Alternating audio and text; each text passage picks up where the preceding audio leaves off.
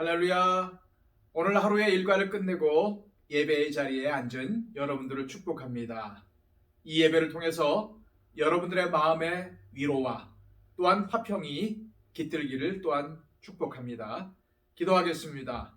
하나님 아버지 감사드립니다. 이 수요일 저녁 하나님 앞에 예배로 모여 앉습니다. 하나님, 이 시간 예배로 주님께 엎드리오니 이 예배의 자리에 강림하여 주셔서 우리가 드리는 이 예배를 기뻐 받아 주시옵소서. 영과 진리로 마음과 정성을 다해 주님께 예배하기를 원합니다. 성령님, 친히 이 예배를 주재하여 주시고 우리에게 강림하여 주셔서 우리의 모든 것들을 다스려 주시옵소서. 이 시간 주님께만 집중하기를 원합니다. 말씀을 사모하오니 내게 말씀을 더하여 주시옵소서.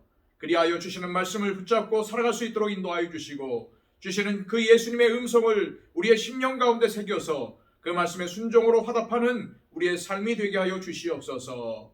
예배의 처음과 끝을 주님께 맡겨드리며 우리 주님 예수 그리스도의 이름으로 기도하옵나이다. 아멘. 다 함께 찬송가 339장 찬양 드립니다.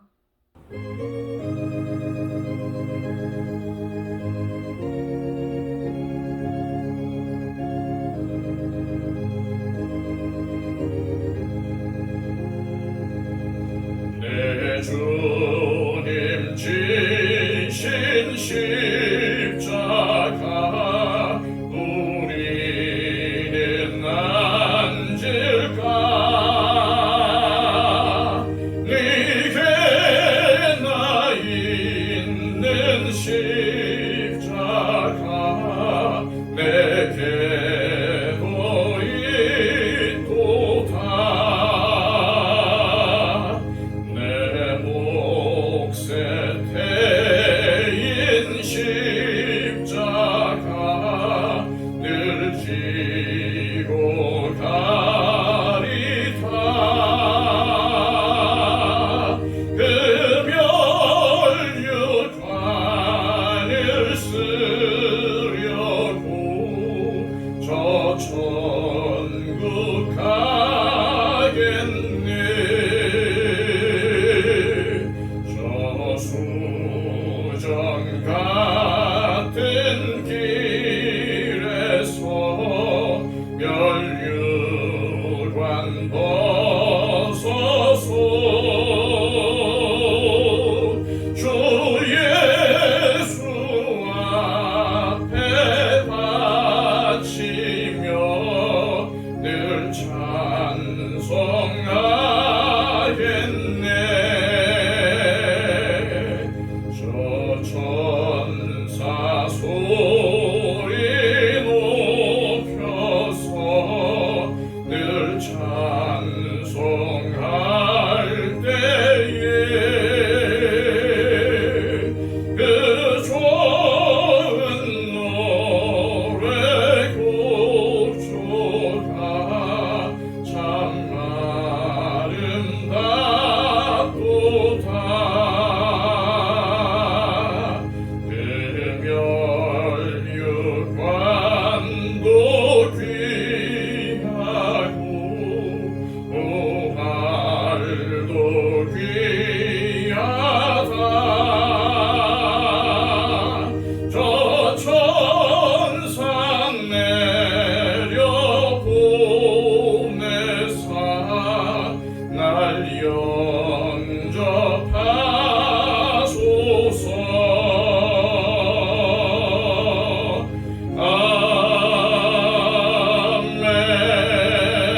아멘. 찬송가 하나 더 부르겠습니다.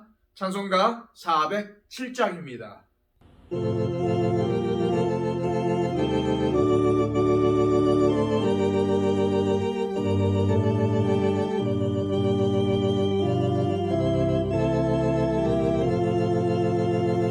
구주와 함께 나 죽었으니 구주와 함께 나 살았도다. 영광의 그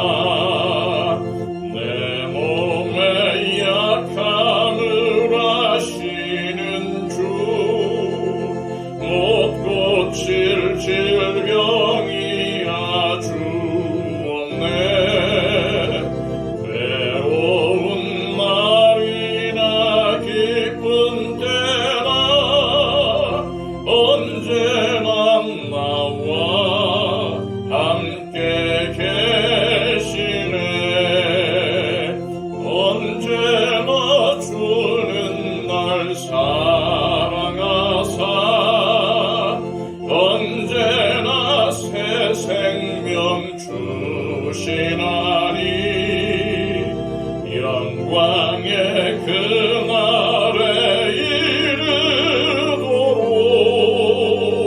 언제나 주만 바라봅니다.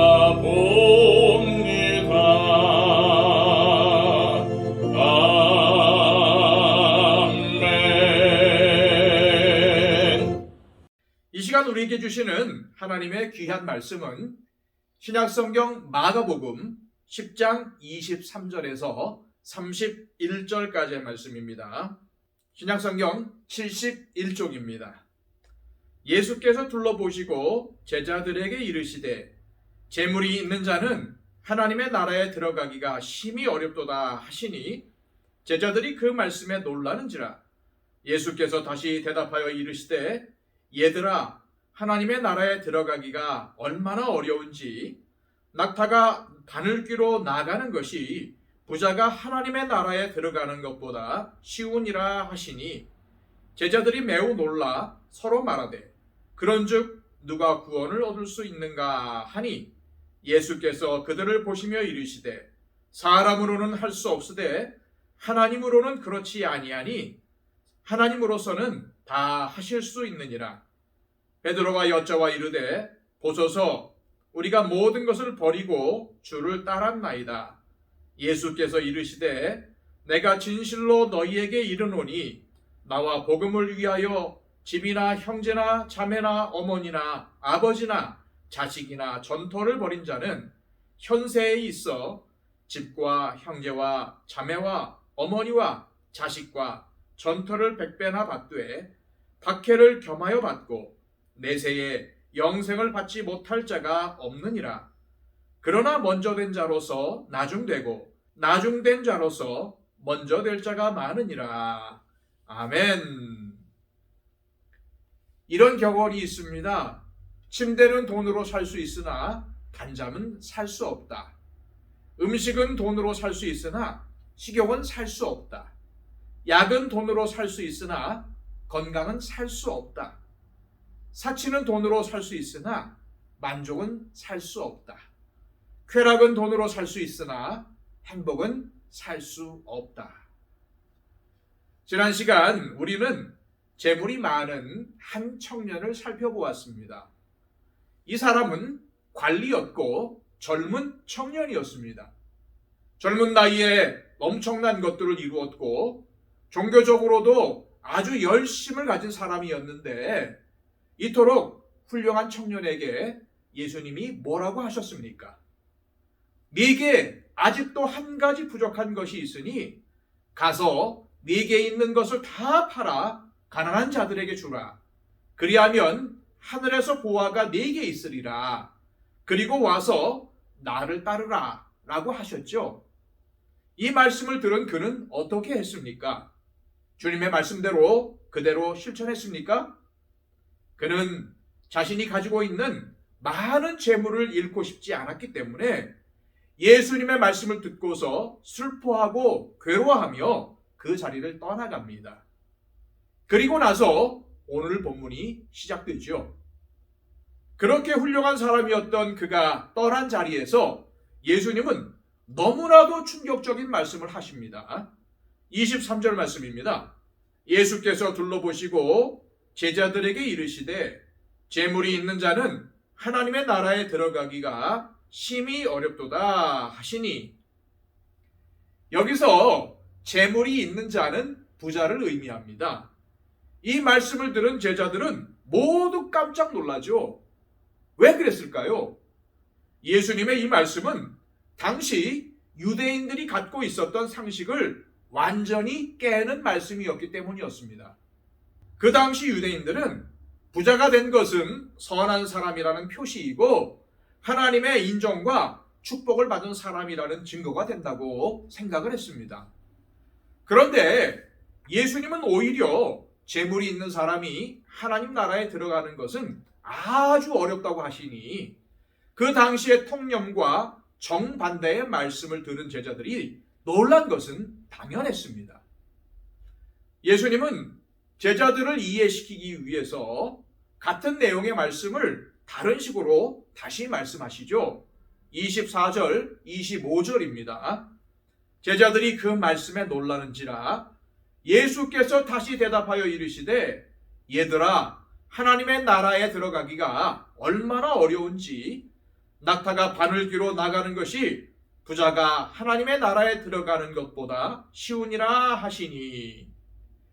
이 말씀을 들은 제자들은 처음 말씀을 들었을 때보다도 더 놀랍니다.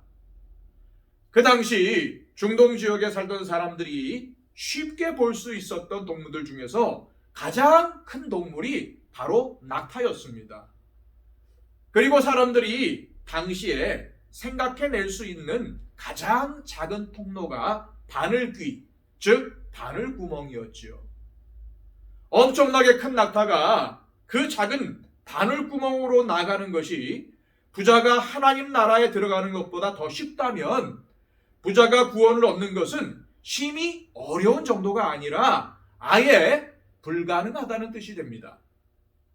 그래서 제자들은 그 당시 누구보다도 확실하게 천국 자리를 예약해 놓았다고 여겨지던 부자가 천국에 들어갈 수가 없다면 과연 누가 구원을 받을 수 있겠는가 하며 서로 쳐다보면서 심각하게 이야기를 나누는 것입니다. 그런데 사실 누구나 다 부자가 되고 싶어 하지요. 저도 부유하게 살고 싶지 가난하게 살고 싶지는 않습니다. 그런데 이거 정말 문제가 아닐 수 없습니다. 왜냐하면 예수님이 부자는 하나님 나라에 들어가는 것이 아예 불가능하다고 하셨습니다. 부자는 구원받을 수 없다고 하시는데 부자가 되기를 원한다면 나는 구원받기 싫다라는 말이 되는 게 아니겠습니까?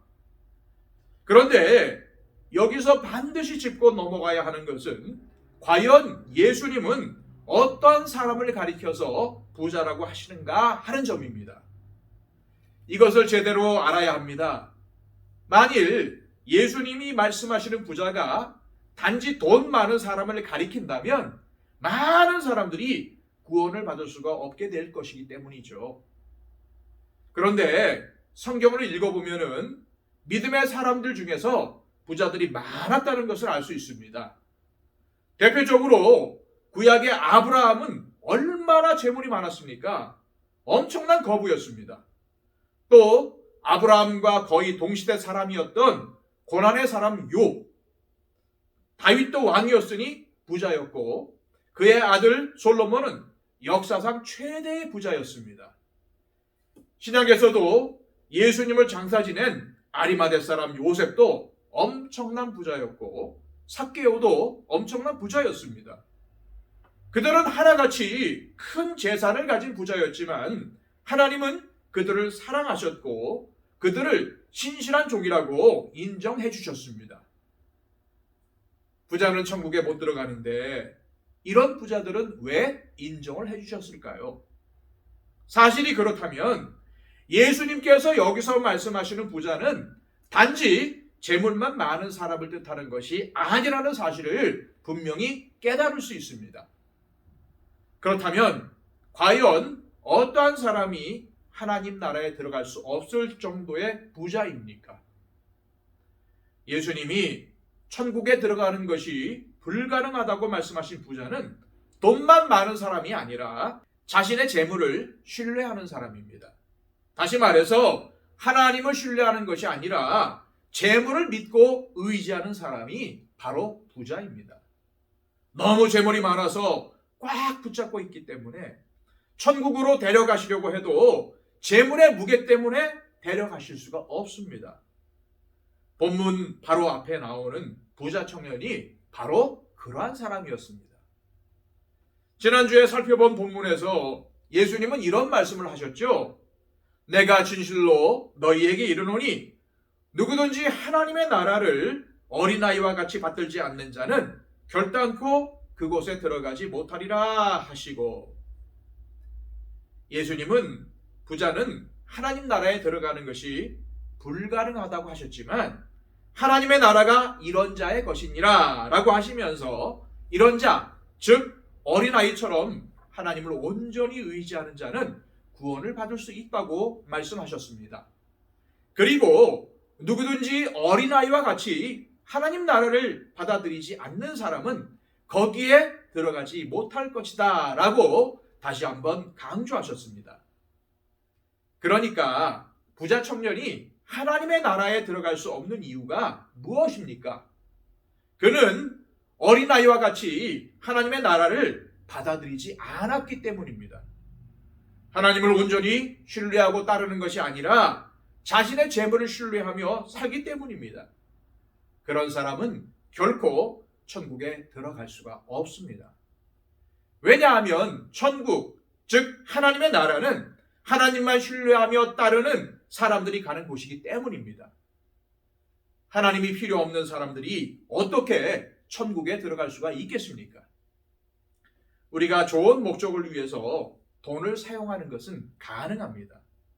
좋은 데 쓰기 위해서 돈을 많이 벌어야 한다는 사람들도 있지요. 그러나 재물이 많으면 아무래도 마음이 자꾸 다른 데로 쏠리게 되는 것이 사실입니다. 자꾸만 다른 생각을 하게 되죠. 돈을 많이 벌어도 내가 잘 관리하고 잘 컨트롤하면 되지 라고 생각하실지 모르겠는데 돈을 이기는 사람은 거의 없습니다. 돈이 많아져도 더 가지고 싶어 하는 것이 바로 우리 사람의 마음이죠. 그런데 물질은 사실 복이 아니라 은사라고 보는 것이 맞습니다. 하늘의 복은 예수님을 믿으면 다 받습니다. 그런데 은사는 모든 사람이 다 똑같이 받는 것이 아니죠. 하나님께서 허락하신 사람만이 받는 것이 바로 은사입니다. 그러나 구원은 은사가 아니라 복입니다. 구원은 어떤 사람에게만 주시는 것이 아니라 예수님을 믿으면 누구에게나 다 주시는 복이죠. 그래서 예수님을 믿으면 다 구원을 받습니다.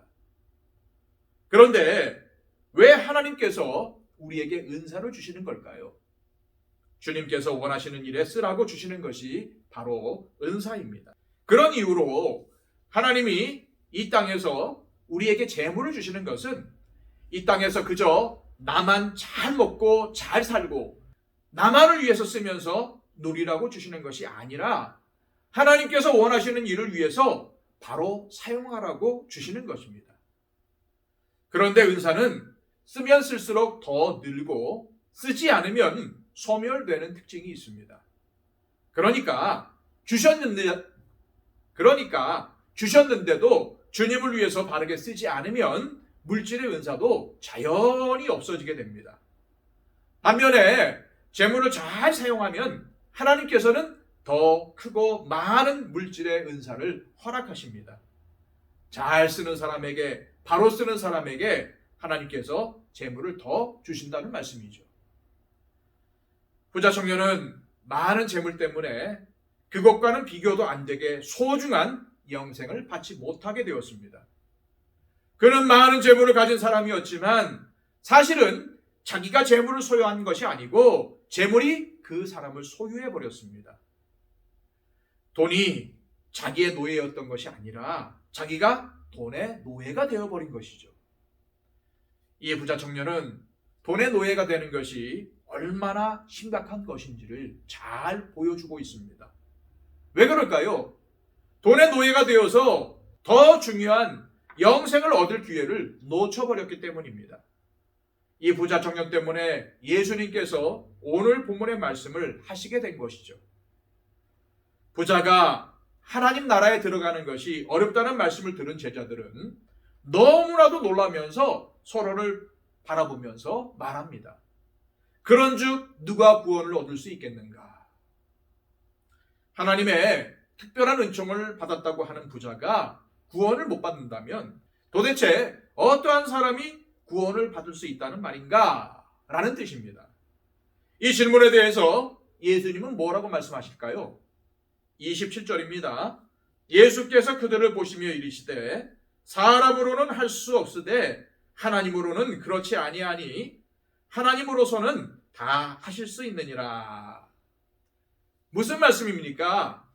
이 사람은 분명히 천국에 들어갈 것이고 저 사람은 들어갈 수 없을 것이라고 사람들은 판단을 하지만 천국에 들어가는 것, 구원을 받는 것은 사람이 결정하는 것이 아니라 하나님께서 결정하시는 것이다 라는 말씀입니다. 그렇기 때문에 누가 봐도 천국에 어울리지 않는 어린아이 같은 사람이 하나님 나라에 들어가게 되는 것이죠. 하나님은 우리가 보기에 도저히 구원받을 수 없을 것 같은 사람도 구원하실 수 있습니다.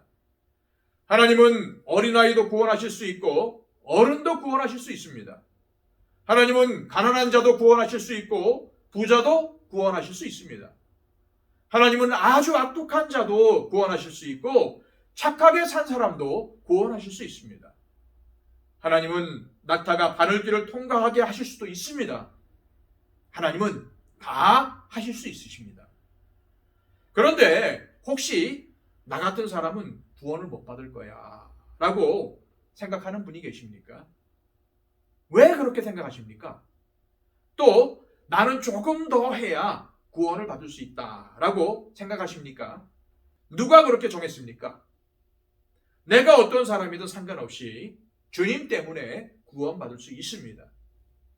반대로 나는 착하게 정직하게 사니까 천국에 갈 수 있지라고 생각하시는 분이 계십니까? 그것도 그렇지가 않습니다. 구원은 내가 하거나 내가 이루는 것이 아닙니다. 스스로를 구원할 수 있을 정도로 착하고 정직한 사람은 세상에 아무도 없습니다. 그러니까 스스로의 힘으로는 아무도 천국에 갈 수가 없습니다. 그래서 예수님께서 이 땅에 오신 것이죠. 천국은 예수님을 통해서만이 갈 수 있는 것입니다. 예수님의 충격적인 말씀을 들은 제자들을 대표해서 이번에도 역시 베드로가 나섭니다. 28절입니다. 베드로가 여짜와 이르되 보소서 우리가 모든 것을 버리고 주를 따랐나이다. 베드로의 이 말은 무슨 뜻입니까? 주님, 조금 전에 떠난 저 돈 많은 친구는 재물을 포기하고 주님을 따르는 것을 원하지 않았네요. 그러나 우리는 모든 것을 다 버리고 주님을 따르고 있습니다. 라는 말이죠. 베드로는 자신들이 구원받을 수 있다는 것과 우월하다는 것을 은근히 나타내고 있습니다. 그러자 예수님은 또 뭐라고 하십니까? 29절 30절 말씀입니다.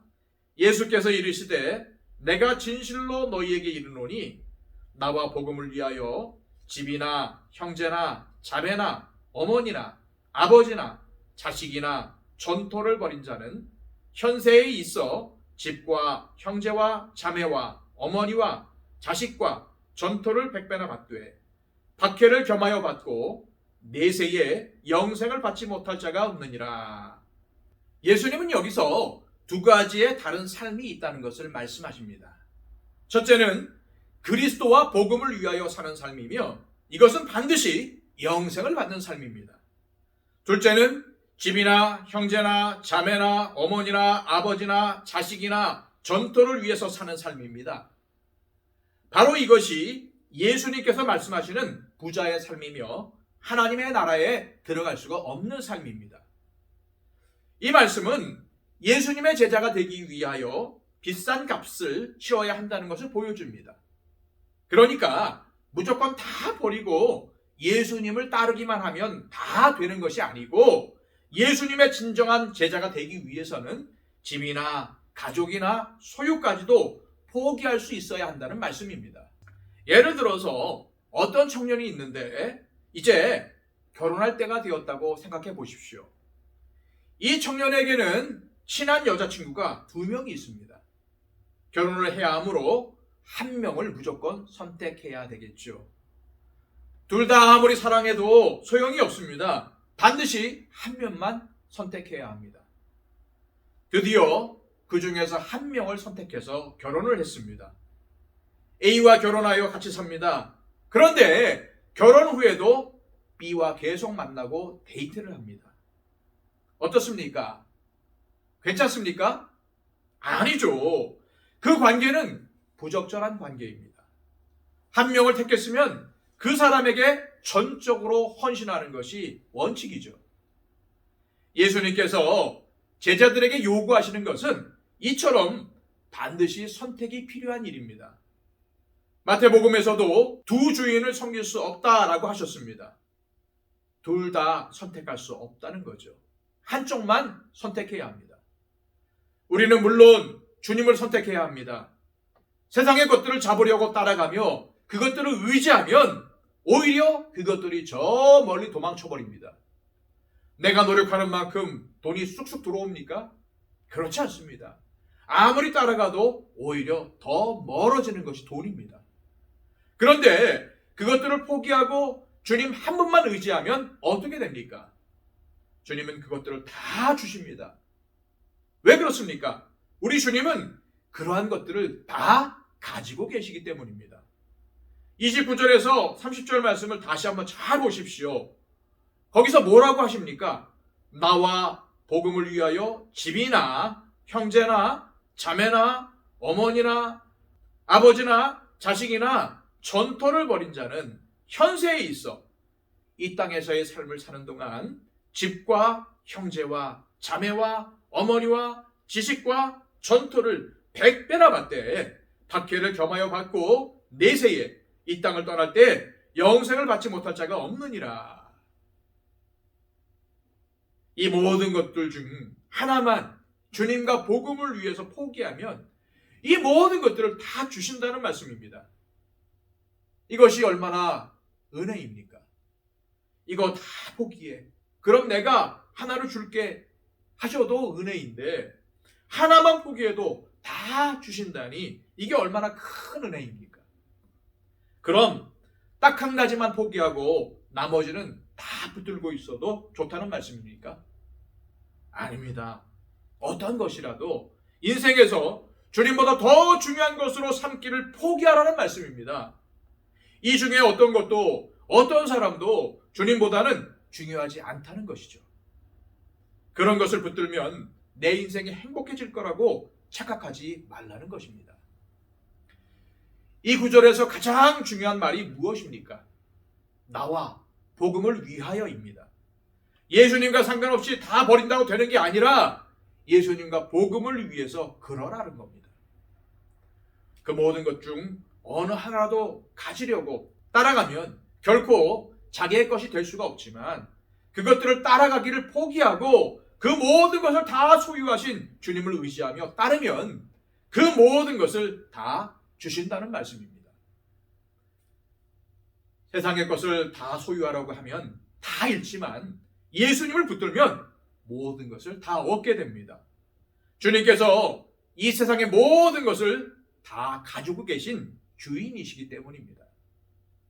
하나님이 온 우주 만물의 주인이신 것을 믿으십니까? 이 한 분만 붙들면 됩니다.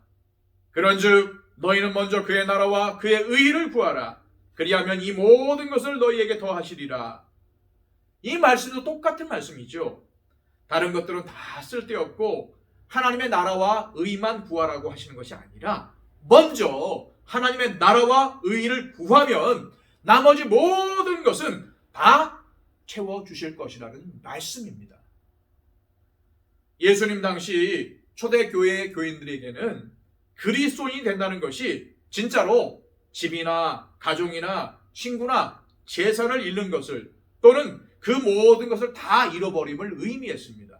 그래서 예수님은 이 모든 것을 100배나 받지만 박해를 겸하여 받는다고 하신 것입니다. 예수님을 따르는 길이 기쁘고 행복한 길이지만 세상은 그것을 싫어하기 때문에 박해가 있습니다. 하지만 주님을 진정으로 따르는 사람에게 또한 주어지는 것은 영생입니다. 정말로 주님을 붙드는 사람은 영원한 생명을 얻습니다. 천국에 들어갑니다. 구원을 받습니다. 그 하나님 나라에는 박해도 고통도 눈물도 없습니다. 우리는 주님을 믿기 때문에 이 세상에서 때로는 큰 손해를 볼 수 있고 고난을 겪을 수도 있습니다. 하지만 분명한 것은 주님께서 주시는 놀라운 풍성함을 누리며 살아갈 수 있다는 것입니다. 혹시 우리가 이 땅에서 누리지 못했더라도 하나님 나라에서 영원한 삶을 누리게 됩니다. 그리고 지금 모든 것을 다 가진 것 같아도 자만하지 말라고 하십니다. 31절 말씀입니다. 그러나 먼저 된 자로서 나중되고 나중된 자로서 먼저 될 죄가 많으니라. 사랑하는 여러분, 내 삶을 한번 돌아보시기를 바랍니다. 나는 지금 무엇을 추구하며 살아가고 있습니까? 내 인생의 목적은 무엇입니까? 집입니까? 형제입니까? 자매입니까? 부모입니까? 자식입니까? 전토입니까? 아니면 또 다른 것입니까? 포기할 것은 포기할 줄 알고 버릴 것은 버릴 줄 아는 지혜가 우리에게 필요하지 않습니까? 주님과 복음을 위해서 포기할 것을 과감히 포기할 때 오히려 포기한 것보다도 훨씬 더 엄청난 것들을, 훨씬 더 많은 것들을 받고 누리게 되는 역사가 분명히 저와 여러분들에게 일어나게 될 줄로 믿습니다. 그리고 훗날 하나님 나라에서 영원한 생명을 누리며 살게 될 줄로 믿습니다. 기도하겠습니다. 아버지 하나님, 오늘 이 말씀을 통해서 제자의 삶은 어때야 하는지를 말씀해 주심을 감사드립니다. 그렇습니다. 이 말씀을 듣고 말로만 제자가 아니라 삶으로 제자됨을 보여줄 수 있는 우리 모두가 되게 하여 주시옵소서. 주님보다 더 사랑하는 것, 주님보다 더 위하는 것이 있습니까?